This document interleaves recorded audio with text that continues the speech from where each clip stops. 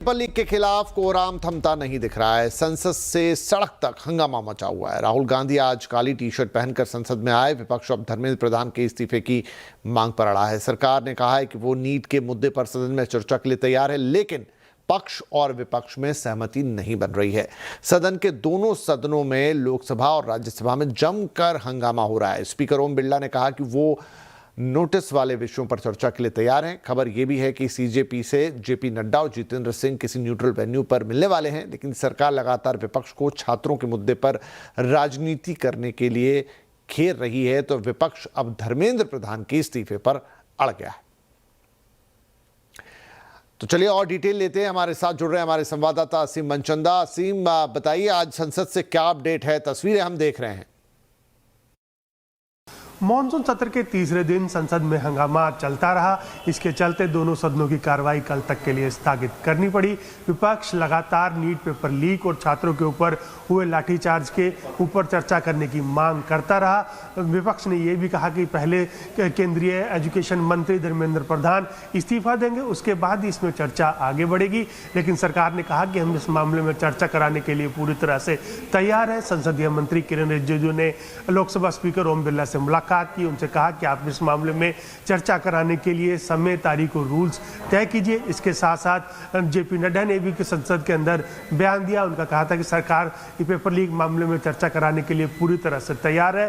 विपक्ष इस मामले में जानबूझ करके हंगामा कर रहा है और संसदीय गरिमा को कम करने की कोशिश कर रहा है। उन्होंने ये भी कहा कि सरकार जनता के हितों को ध्यान में रखते हुए काम कर रही है, लेकिन विपक्ष के हंगामे के चलते संसद की कार्रवाई आगे नहीं बढ़ पाई और दोनों सदनों की कार्रवाई कल तक के लिए स्थगित कर दी गई। जी, इधर केंद्रीय संसदीय कार्य मंत्री किरेन रिजिजू ने कहा है कि सरकार नीट पर चर्चा के लिए तैयार है। इसके लिए नियम और टाइम तय किया जाना चाहिए। मैं अनुरोध करता हूं कि चर्चा कब होना है, चर्चा का ड्यूरेशन, कितना लंबा चर्चा होना है और किस नियम के तहत होना है। माननीय स्पीकर महोदय, सारे पार्टी के फ्लोर लीडर से बातचीत करके इसका निर्णय किया जाए।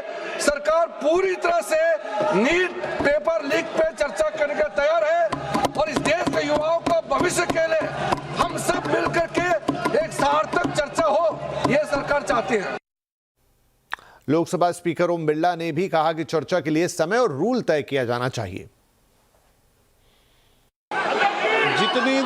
जितने समय आप चर्चा करना चाहेंगे, उपयुक्त समय आपको चर्चा के लिए मिलेगा, लेकिन चर्चा प्रश्नकाल के बाद ही होती है।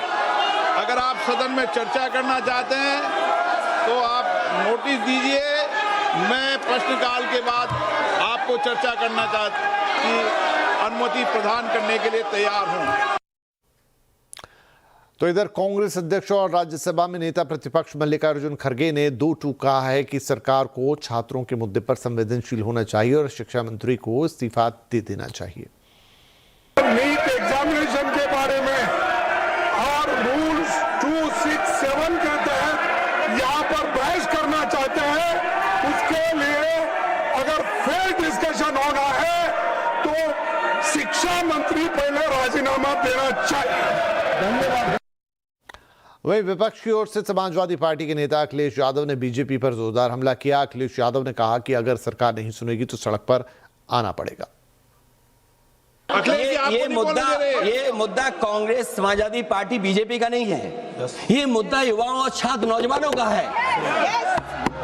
तो आपने इनको बुलवा दिया, क्या समझौता कर लिया आपने? क्या आपने क्यों नहीं बोलने दिया हमें? आपको मैंने बोलने के लिए कहा, एक मिनट प्लीज।